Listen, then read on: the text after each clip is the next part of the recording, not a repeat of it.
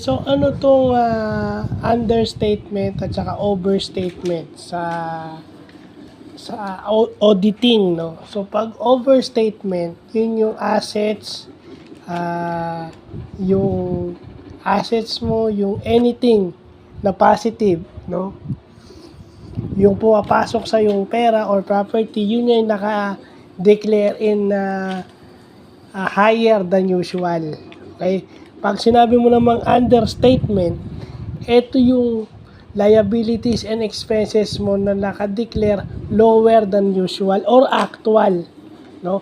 Pag mas mababa siya, understatement. Kapag mas mataas siya, overstatement. So, yan. Kasi may actual amount. So, pag nag-audit ka, yun. So, makikita rin natin na okay yung mean per unit na method no sa pag-audit. No, kasi doon mo malalaman dahil kinukuha mo yung estimated audit value. Di ba? Doon mo malalaman yan, yung estimated audited value. No, kung ilang accounts yan.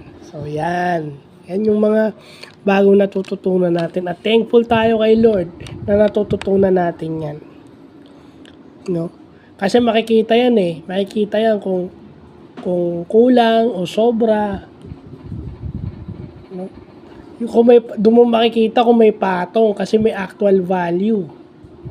Diba? Bakit may dagdag? Yung anong gagawin mo dun sa sobra? Pag kulang, saan mo ginamit?